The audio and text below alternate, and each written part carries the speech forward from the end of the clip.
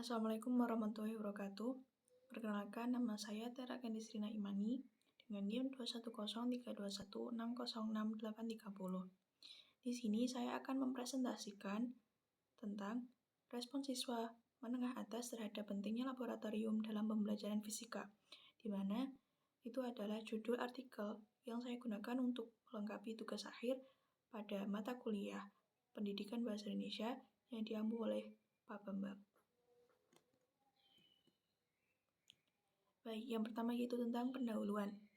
Jadi, ada beberapa pelajaran yang tidak bisa digunakan atau dipelajari atau diberi pelajaran kepada siswa itu hanya melalui metode ceramah atau diterangkan dengan berbicara saja. Tetapi ada sebuah pelajaran yang harus melakukan praktikum di mana itu akan membantu siswa untuk lebih memahami materi-materi pada pelajaran tersebut.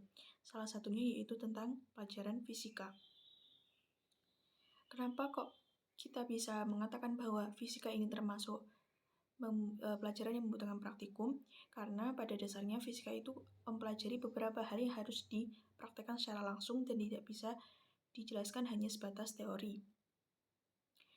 Laboratorium di sini dapat membantu karena fasilitas yang ada di dalamnya itu berupa ruang praktikum, ruang guru, ruang persiapan, dan ruang penyimpanan sudah diatur sedemikian rupa untuk melakukan praktikum fisika, sehingga dapat membantu pembelajaran fisika.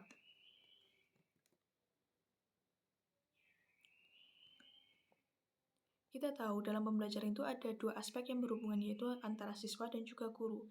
Jadi selain laboratorium untuk membantu pembelajaran fisika pada jenjang SMA, guru juga dibutuhkan di sini, di mana guru itu berkedudukan sebagai fasilitator. Jadi, meskipun dalam laboratorium itu terjadi atau langsung praktikum, tetapi guru harus tetap mendampingi. Jadi tidak ada miskonsepsi atau ada penggunaan salah alat atau apapun yang akan terjadi di praktikum tetap pada tanggung jawab seorang guru. Jadi, laboratorium itu sangat diperlukan dalam pembentukan sikap ilmiah siswa, karena dengan begitu, teori yang telah mereka pelajari di dalam kelas akan mereka praktikkan di dalam laboratorium saat praktikum, maka pemahamannya akan semakin tinggi, sehingga menyebabkan sikap ilmiah siswa pun semakin terbentuk pada dirinya. Dan juga jangan lupa peran guru juga penting di sini. Kemudian kita akan membahas tentang landasan teori. Karena kita membahas tentang pentingnya laboratorium fisika dan kita hubungan ini dengan siswa menengah atas, maka landasan teorinya yaitu pertama tentang fisika. Kita akan membahas tentang sedikit apa sih fisika itu, kemudian laboratorium, kemudian fungsi laboratorium, dan juga yang terakhir adalah siswa SMA itu sendiri. Fisika. Jadi saat kita membahas fisika itu maka tidak bisa kita pungkiri bahwa orang itu akan mikirnya itu fisika akan IPA atau ilmu pasti, di mana ilmu IPA ini adalah proses pembelajaran yang sangat terkait dengan lingkungan dan keteraturan alam semesta yang diciptakan oleh Tuhan yang Maha Kuasa. Itu adalah pengertian menurut Susilawati. Jadi fisika ini termasuk dalam bidang ilmu pengetahuan alam, di mana kita tahu saat orang-orang berbicara tentang fisika, maka pikirannya adalah sesuatu pelajaran yang sulit dan juga akan sulit dipahami, sulit dimengerti, terus banyak rumus dan juga intinya sedikit orang yang menyukainya meskipun tidak semuanya. Jadi tapi sebagian besar pasti memikirkan bahwa fisika adalah pelajaran yang tidak mudah. Kemudian yang kedua yaitu laboratorium. Jadi secara sempit itu sebenarnya laboratorium itu bisa dikatakan sebagai ruangan yang dibatasi dinding tentunya, yang di dalamnya itu terdapat alat-alat dan juga bahan-bahan yang beraneka ragam yang dapat digunakan sebagai eksperimen atau ya kita sebut praktikum tadi. Dan ada pengertian lain mendefinisikan bahwa laboratorium ini sebagai salah satu sarana pendidikan IPA, di mana kita tahu tadi bahwa pendidikan IPA salah satunya adalah fisika yang kita bahas kali ini, yaitu sebagai tempat peserta didik berlatih dan kontak dengan objek yang dipelajari secara langsung, baik melalui pengamatan maupun percobaan. Jadi, Laboratorium di sini itu sebagai tempat di mana kita itu bisa mempraktekkan teori yang telah kita pelajari, bisa melalui pengamatan dan juga melalui percobaan.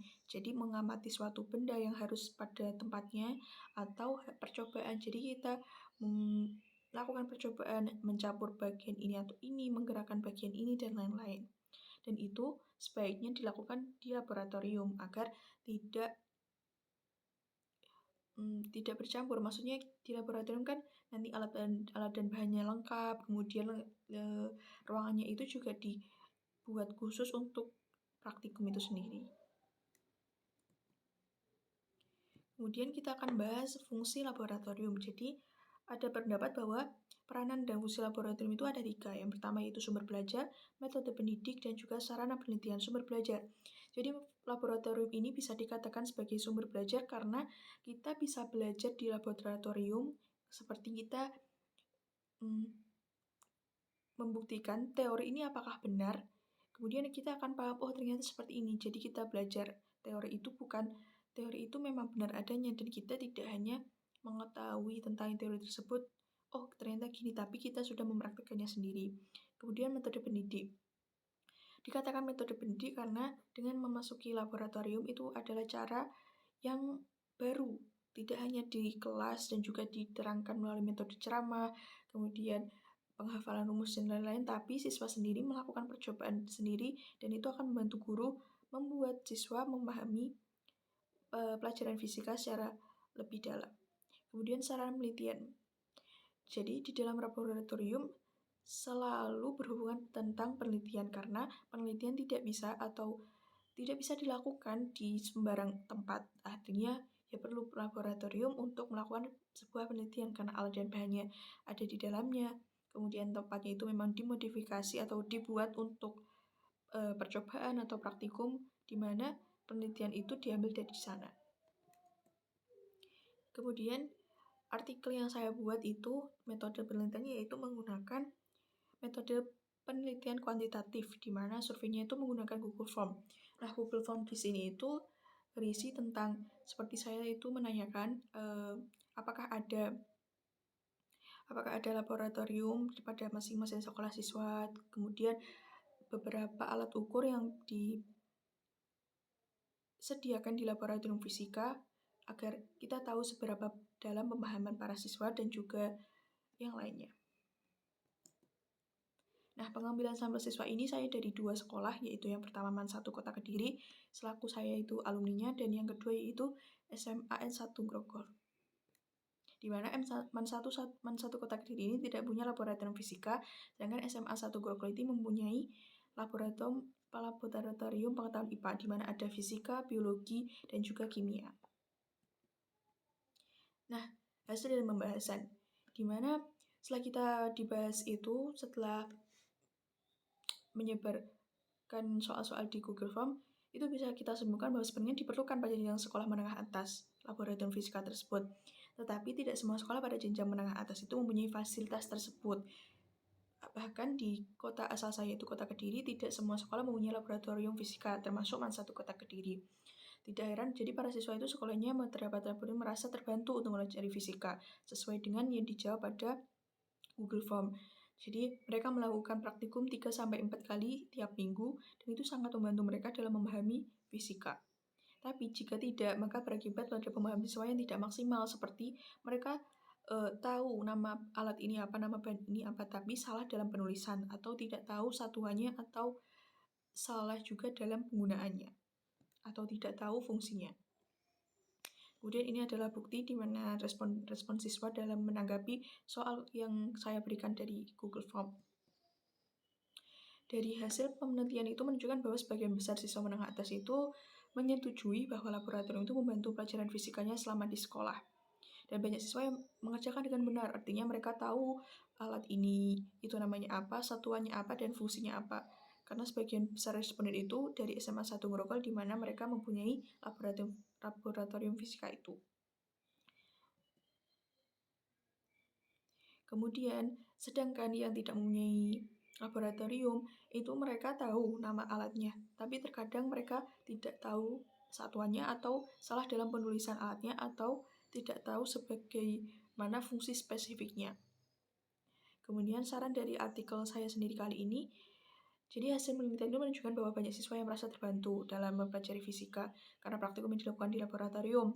Jadi saran saya yaitu sebaiknya pada sekolah-sekolah menengah atas itu diberi fasilitas berupa laboratorium karena itu akan mempengaruhi pemahaman siswa gitu.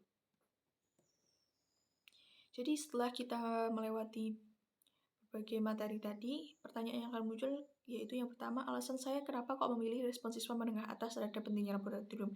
Pertama, saya adalah mahasiswa fisika dan saya adalah alumni dari MAN 1 Kediri, di mana sekolah saya tidak mempunyai laboratorium fisika. Jadi saya mengangkat ini karena setelah kuliah saya merasa bahwa fisika itu lebih menyenangkan atau lebih memudahkan itu ketika kita praktikum. Jadi kita tahu teorinya seperti apa dan kita membuktikan sendiri dan ternyata itu benar, maka pemahaman yang kita miliki itu tidak sebatas hanya menghafalkan rumus begitu.